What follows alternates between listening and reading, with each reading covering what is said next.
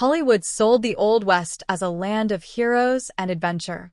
The reality was brutal. Diseases with no cure, everyday violence, and misery that few survived. Historians found records and images the studios never showed. These are 17 documented facts that reveal why most people didn't last a year in that world. Subscribe to our channel and comment where you're watching us from. Number 1. The water that killed in silence. You turn on the tap today without thinking twice, but in 1850, drinking a glass of water could be your last decision. Cholera showed up without warning and worked fast. A strong man would wake up fine, get cramps after lunch, and be dead before dinner. We're not talking days or weeks, hours, sometimes less than 12. The body lost fluids so fast that the skin turned bluish and wrinkled like old paper. Doctors back then had no idea the water was to blame. Miners out west drank straight from rivers where they dumped all kinds of filth. Whole towns shared the same water source, contaminated with sewage. In San Francisco, cholera outbreaks swept through entire neighborhoods.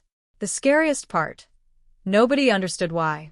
Germ theory wouldn't come until decades later. Until then, dying of thirst or dying from dirty water were the two options on the table. Number 2. The duels that started out of nowhere. You've heard the Old West was violent, but the reality was even more absurd.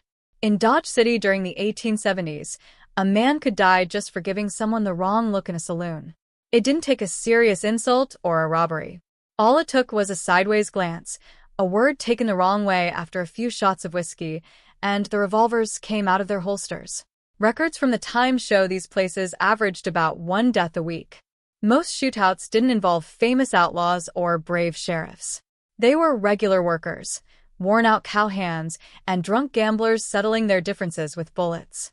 Life was worth so little that many bodies weren't even identified before being buried. Number 3. The winter that killed in silence. Montana, 1880s. You think you've really been cold? Just wait until you hear this.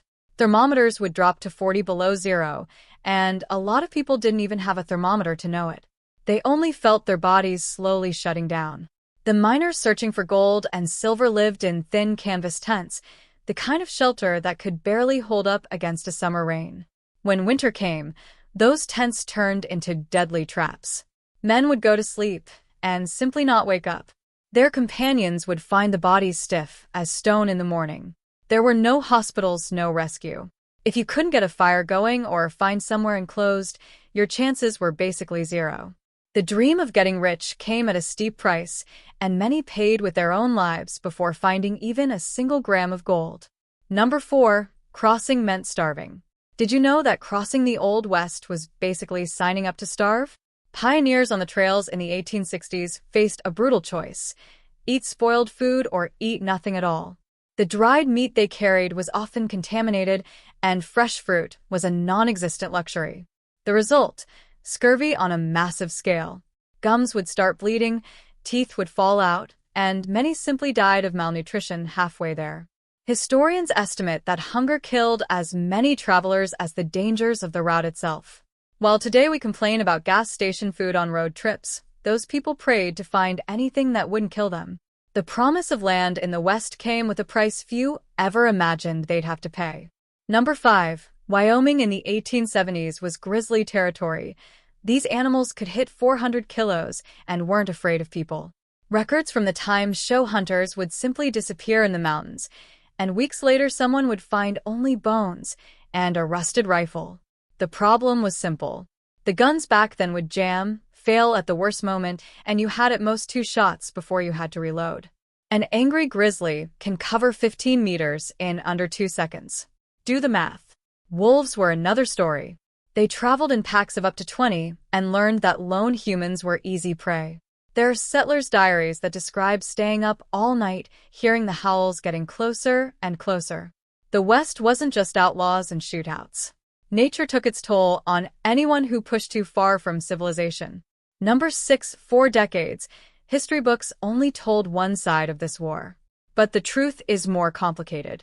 When thousands of settlers started crossing the Great Plains in the 1860s, they were entering lands that had belonged to the Sioux, Cheyenne, and Comanche.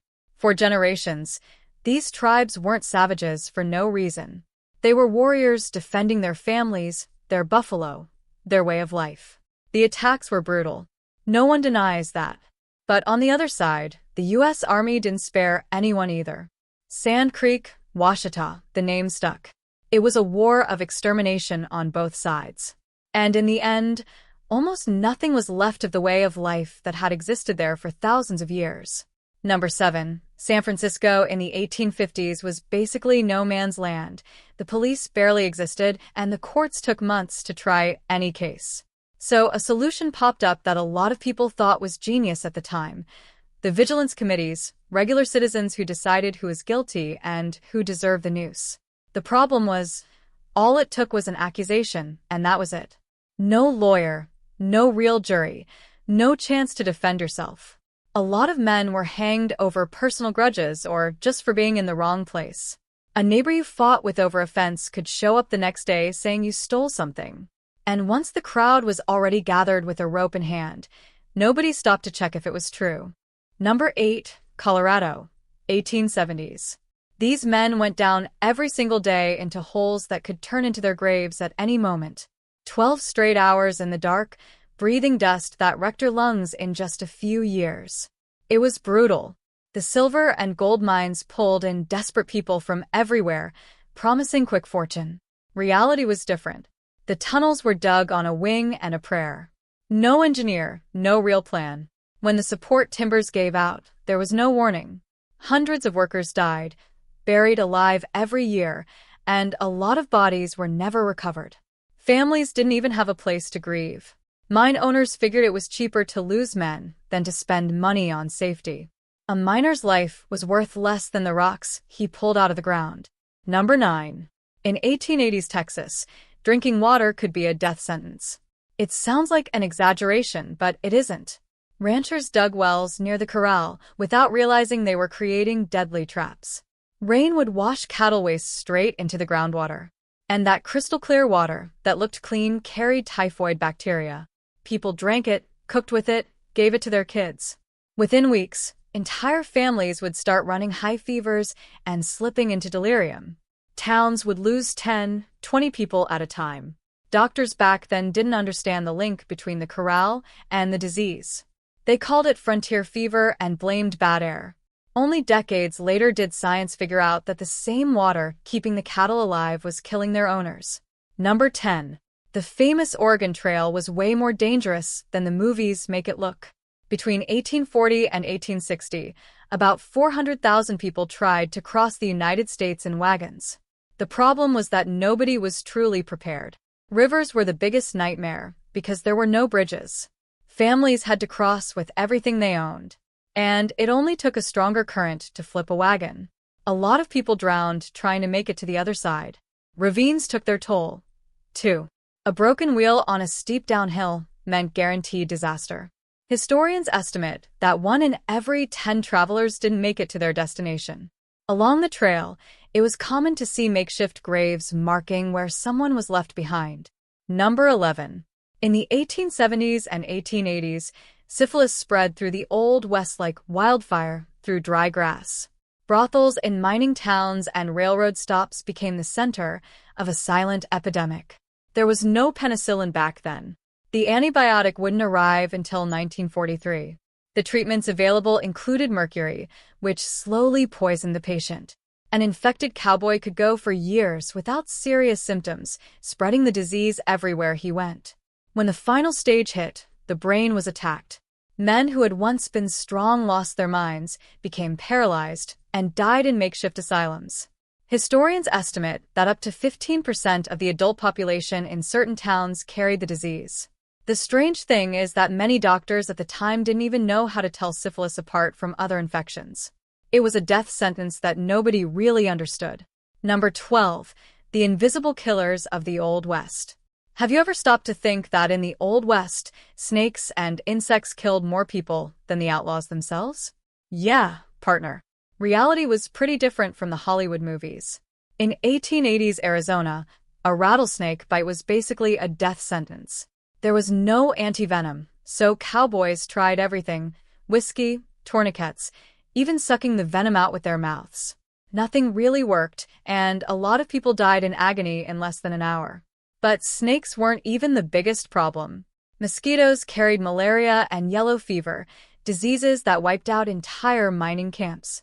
A guy could survive shootouts and robberies, but get sick because of a tiny insect he never even saw coming. Doctors back then barely understood how those fevers spread, so people kept dying without knowing why. Number 13. Imagine getting sick, and the nearest doctor being weeks away by horseback. That's how thousands of families lived in the Old West. On isolated farms in the 1860s, a simple cut could turn into a death sentence. With no antibiotics or hospitals, infections took over fast. Many farmers learned to do amputations at home using a regular saw and whiskey as anesthesia. Women became the real doctors in these communities, knowing herbs and techniques passed down from generation to generation. Records show that about a third of settlers never saw a professional doctor in their entire lives. When a doctor did show up in the area, families would travel for days just for a minute-long visit. It was a time when surviving depended more on luck and toughness than on any known treatment. Number 14. The flash floods that caught everyone off guard in the desert. A lot of people think the biggest danger in the Old West was a revolver bullet or a bandit attack, but there was something that killed without warning and gave you no chance to react. In 1870s New Mexico, settlers learned the hard way that desert doesn't mean dry land all year long. When summer rains hit the distant mountains, the water came down the canyons like a wall of liquid. The problem was the sky over the camp could be completely clear. The men had no idea what was coming until they heard that roar. In a matter of minutes, a dry riverbed would turn into a violent current sweeping everything away: wagons, horses, whole families. Survivors said there wasn't even time to scream. The desert kept this deadly secret that the maps back then simply didn't show. Number 15. In the Old West, taking a bath was almost a luxury. Most people went weeks, sometimes months, without really washing. Water was scarce and expensive in many towns, so people just lived with the dirt. The result? Lice were as common as dust in the streets. But the problem went way beyond itching. Skin infections spread fast, and without antibiotics, a simple infected cut could kill.